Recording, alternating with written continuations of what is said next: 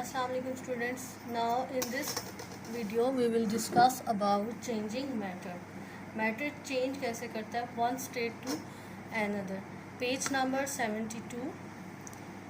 You can change matter from one state to another. Do you know how? Through heat.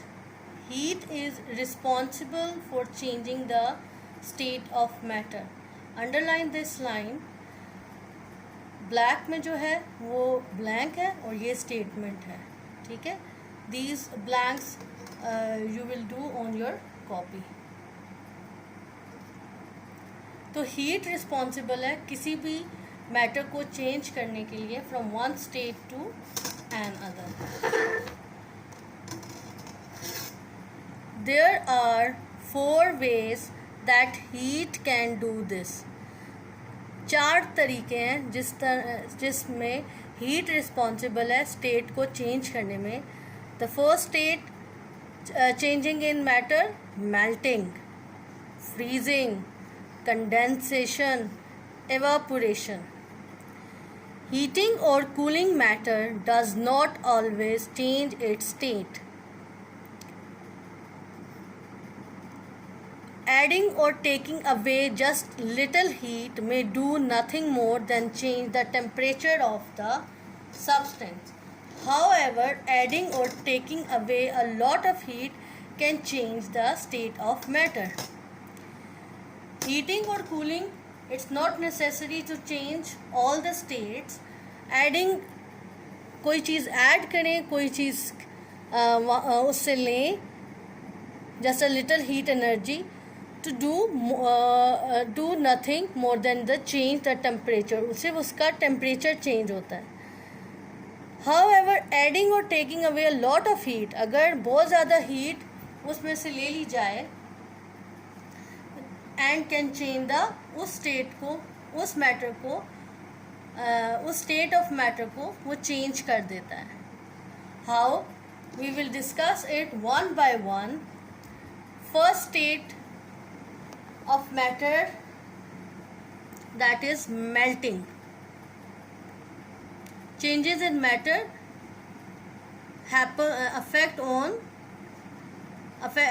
जो affect करती है matter पे, melting. How? Melting matter changes it from a solid to liquid. Underline this line. और ये जो black में है ये ब्लैंक है आपकी. It does this by giving it more energy. Melting वो चेंज है जो सॉलिड से लिक्विड में चेंज होता है. कैसे चेंज होता है? After having a effect of heat, when heat is provided to that matter. Particles in a solid have very little energy. क्योंकि सॉलिड के पार्टिकल में एनर्जी बहुत कम होती है. It's tightly packed. They do not need it because they do not move around. Remember, they are packed. कि particles in a solid have very little energy. इसको underline कर लें. एंड बॉक्स को जो है वो ब्लैंक है आपकी. Particles in a liquid have a more energy than those in a solid. ठीक है, because liquid में जो energy है वो ज़्यादा है क्योंकि उनमें space होती है. They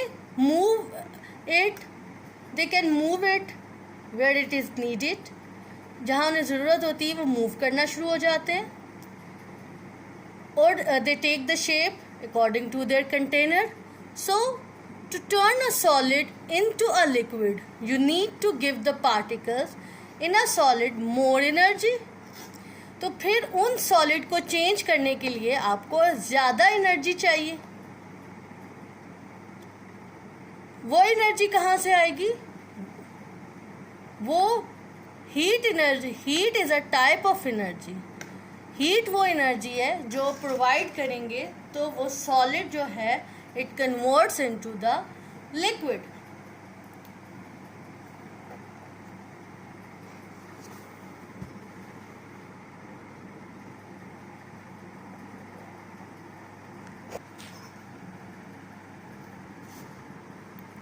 most solid melt when they reach a certain temperature.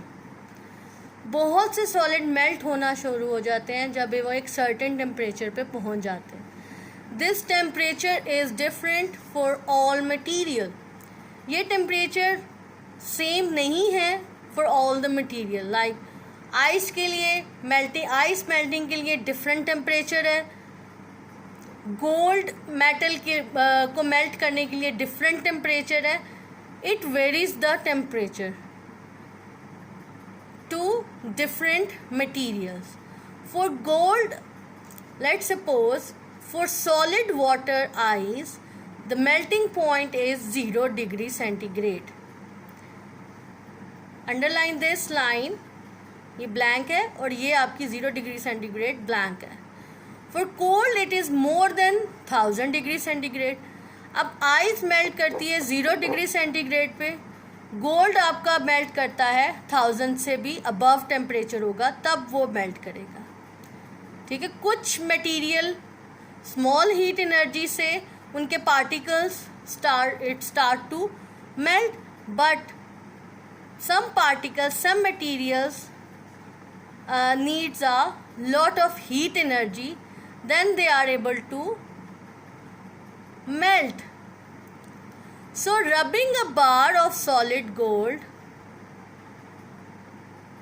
between your hands will never turn into a liquid in the way rubbing an ice cube will. The same case, अगर आप एक cube लेते हैं, ice cube, और उसको हाथ में रब करते हैं तो वो मेल्ट होना शुरू हो जाएगा. वो एट रूम टेम्परेचर वो मेल्ट हो सकता है. बट गोल्ड को अगर आप रब करेंगे तो it can not be melted.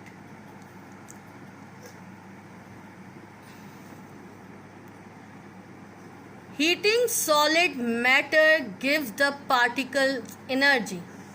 So it conclude, जब आप हीट करेंगे सॉलिड मैटर को तो वो पार्टिकल्स को एनर्जी देगा. Underline this line. Heating solid matter give the particles energy. Solid is a blank.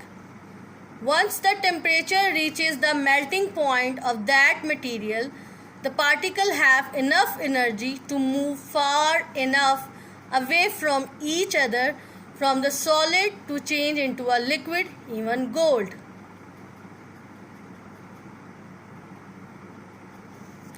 जब enough energy किसी भी मैटर को मिलेगी तो it start melting.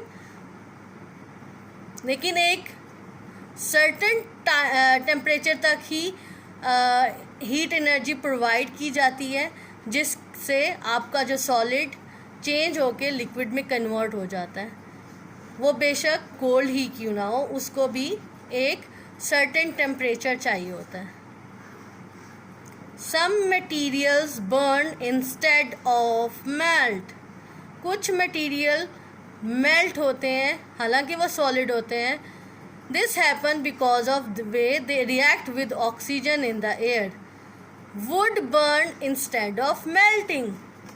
जो लकड़ी है उसको आप मेल्ट नहीं कर सकते, वो बर्न होती है because they react with the, उसके जो एशेज हैं, it reacts with the oxygen in the atmosphere and वो एक गैस बनाते हैं. सो वो it's a good conductor of heat. वो हीट उसमें से पास इजीली हो सकती है. सो उसमें हीट उनको मेल्ट नहीं कर सकती. हीट एनर्जी जो है वो बर्न होता है और रिएक्ट करता है ऑक्सीजन के साथ. सो नेक्स्ट नेक्स्ट जो स्टेट है जो चेंज होती है वो है freezing.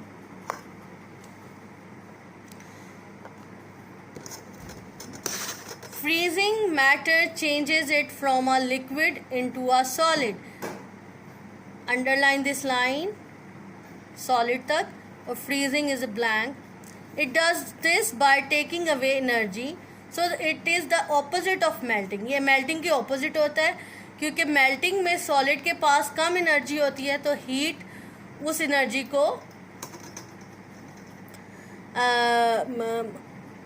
heat give a more energy to the solid and it start melting. But on the other hand, freezing जो है, it's have a lot of energy because they have a space between their particles.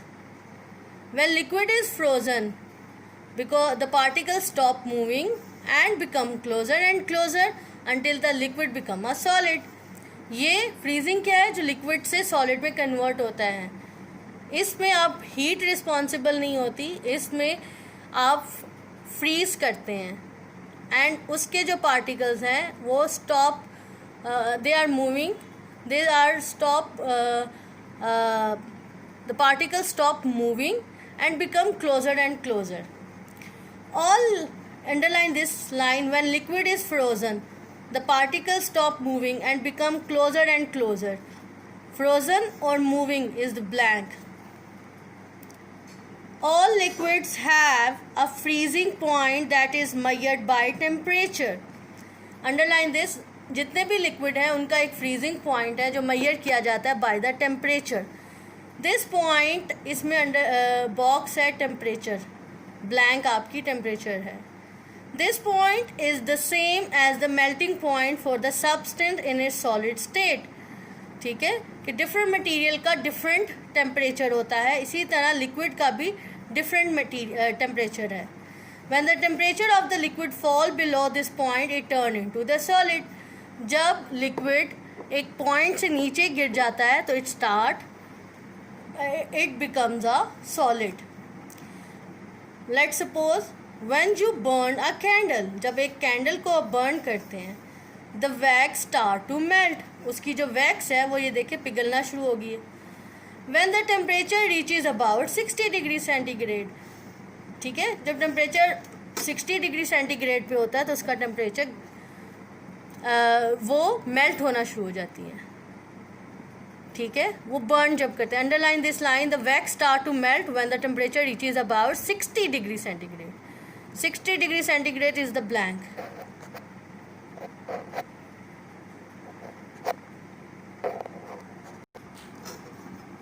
The wax would remain as a liquid. ठीक है, वो liquid रहेगी. If it stayed near the heat. जब उसको heat energy मिलेगी what happens, it start melt. वो melt करेगी. Because it would become hotter and hotter. However gravity causes the liquid wax to run down the side of the candle. ठीक है, at the 60 degree centigrade gravity उस की वजह से, underline this line, gravity causes the liquid wax to run down the side of the candle. कि वो पिघलना शुरू हो जाती है उसकी वैक्स और नीचे की तरफ गिरना शुरू हो जाती है. Gravity is the blank. Candle तक स्टेटमेंट है. ठीक है, as it does it move away from the heat. जैसे ही हमने हीट से दूर किया its temperature start to fall. वो गिरना शुरू हो गया. It lose there energy. Heat energy उसने लूज कर दी. When it fall back to 60 degree centigrade it start to become a solid again. ठीक है, जब वो 60 से कम टेम्परेचर पे आता जाएगा, लाइक सपोज 0 से भी कम डिग्री सेंटीग्रेड पे आएगा माइनस में, तो इट स्टार्ट फ्रीजिंग. वो वैक्स जो है जब नीचे गिरती है तो आपने ये ऑब्जर्व किया होगा वो दोबारा से सॉलिड में कन्वर्ट हो जाती है. ठीक है, जब 60 से कम टेम्परेचर में आएगा. It may even become a solid before reaching the bottom of the candle. So this is the freezing. Freezing mean when the particle lose energy they start to become a solid.